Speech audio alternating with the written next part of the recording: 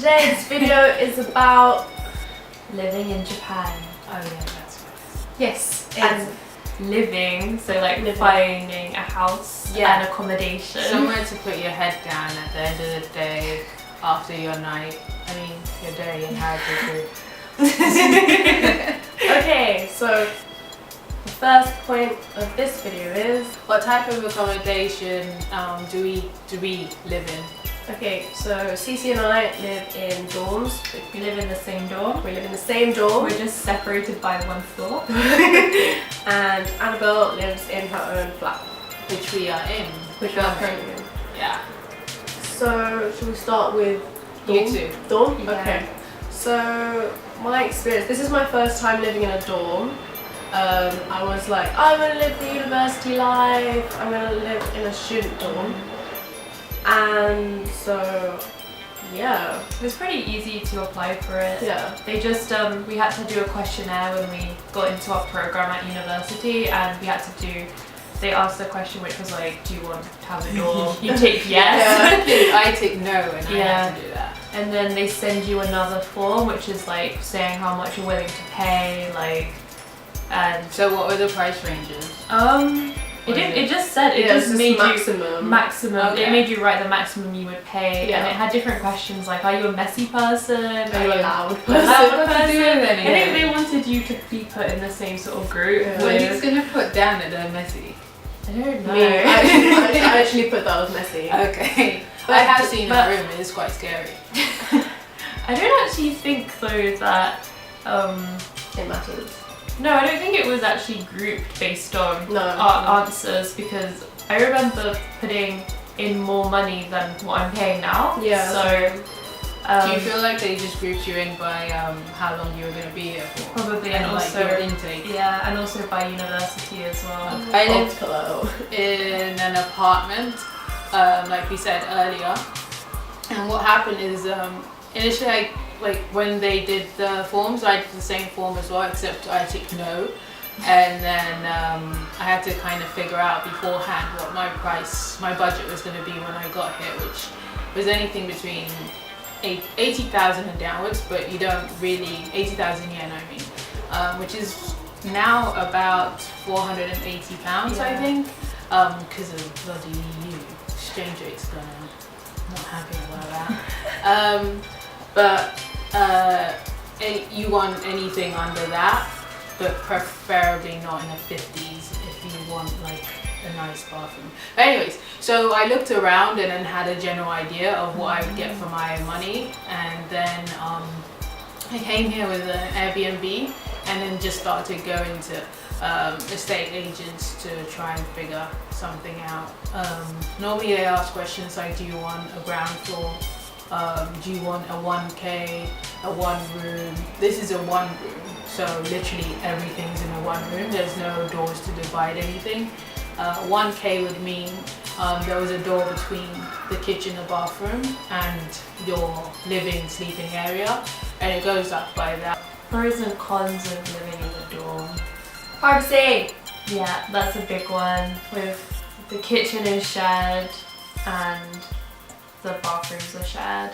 So But don't you have like a family get together? No. And then Friday cookout? Because No. we're not allowed The people- Americans make chili. No, well, first of all, we're not allowed other people in the no, dorm. we're not. That's another quite bad thing. And I mean, I don't know who would do this, but some people let people into the door.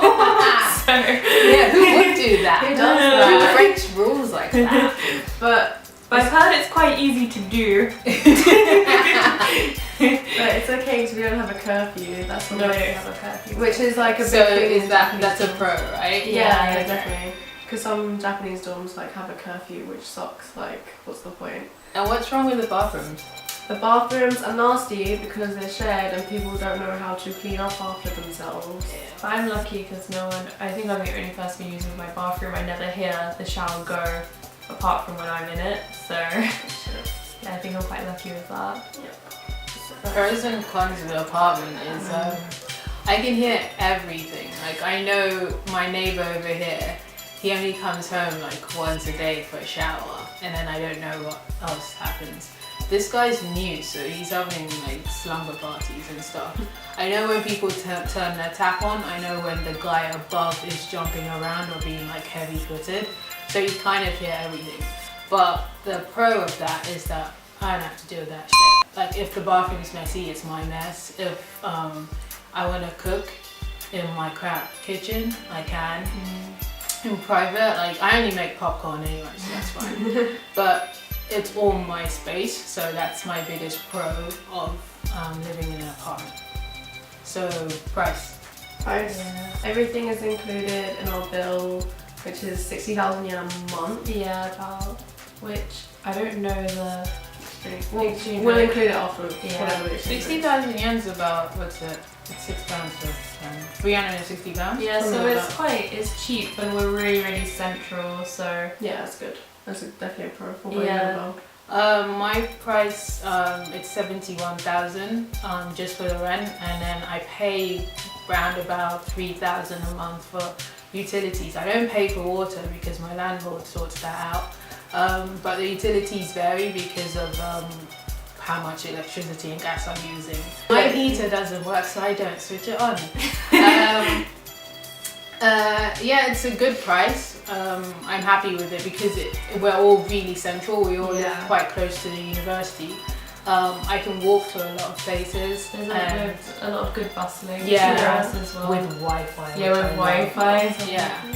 That's kind of, yeah. Do you like where you live? I mean, taking the pros and cons into consideration. Which one I outweighs? can deal. Like after I've been through the student experience of living in a dorm, I'd say I'd rather live on my own Yeah. than a flat. Next time, Yeah. like I just did it because it seemed easier. Yeah, it's easier. The It's process just- is definitely yeah, the easier. process. I will agree that it's easier because one thing I mentioned when I said about how much I pay per month, I didn't mention the startup costs, which ran me, I mean, I can't remember, maybe to just under £2,000 to just start up. That's because in Japan we have to pay a lot of deposits and key money and first month, and it just piles up quite a bit, and you end up with I think it was 1,800 or 1,006. I really can't remember because the exchange rate was slightly different. Also, didn't you say for some Japanese apartments you need a guarantor, a Japanese guarantor? Yeah, well, if it's a mansion, which is slightly smaller, you need a guarantor, and that has to be a Japanese person. So if you don't know a Japanese person, you can't live there.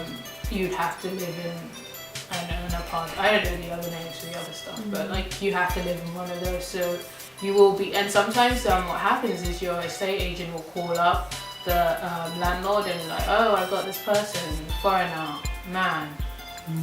No, they don't want foreign men. If you're a foreign woman, they're more likely to take you. Renting together is quite a good thing, but you get a better deal if you can get a roommate because you'll get more space for what you pay for. But make sure you trust that person. Oh, rate it out of 5 then. The door. Probably like a 3. Yeah, 3. It's fine. Yeah. Like, it's somewhere to sleep. Yeah, it's not. I think some people have higher expectations, so you know, if you're fine with just like a small room, Yeah, it's your own space. Yeah. And like, I don't know about you, but I can't hear anyone ever. no, I can't hear anyone ever. So it's fine. yeah, I'd probably give this place like a 4, mostly because I get really good sun. yeah, it's Like, really nice lighting. It's really nice. So that kind of brightens up my day when I'm like, this building was built in 1986. So like when you think it balances itself out, yeah, I'd give it a 4. Okay. Yeah. So what would you do next time? Live in a flat. Yeah, I think next time. I'd rather go through the hard process but Yeah. end up with like somewhere decent. And then I think another point about living in Japan is that you can live by yourself and it's Yeah. actually affordable. Like Yeah. it's impossible to do that in London. Yeah.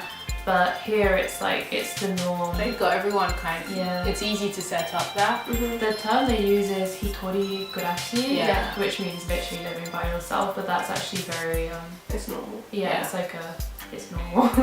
I mean, for me, I would, again, of course, live by myself. I think next time I start out in a share house because I've heard of like some really great share houses. unfortunately, some of them are more open to women than they are men. This particular one is better for women. It's called Share Parade. And I'd stay there for a couple of months just so I can settle and then take my time to look around, because with this place that I've got here, I didn't have time. I had to kind of rush. It was giddy. So if next time when I'm doing that, I'd start out somewhere like a Share Parade and then move into somewhere more permanent. Yeah, and there's also Airbnb that you can use that for as well. Yeah. So as you can see, if you're a student, you've got dorm options. If you're just coming over to Japan, you've got the apartment options, which might be like a bit more difficult if you don't speak as much Japanese. There are a lot of like companies that help out foreigners, but be careful. Be careful, especially if you're trying to organise a place before you come here. Don't do it unseen. Don't do it through pictures. No. Make sure that you get here and you take your time, because you'd rather spend a couple of extra pounds or dollars or whatever, or euros, in B&B or a hotel, just so you get the right place for you. If you're staying here for a year, then I recommend taking your time about it. And I think if you're with sort of like the JET program, they organise that for you, so you don't really need to worry about it. But if you're coming on your own, more of your own accord, without, just be smart. I mean, you don't just land in like a country and be like, all right, what do I do now? Where do I live? Like, it doesn't work like that. No. Make some conscious effort to figure out what's going on. So this is our like summary of like living in Japan. So it's like super easy to live alone. do your research. Do your research. Bye.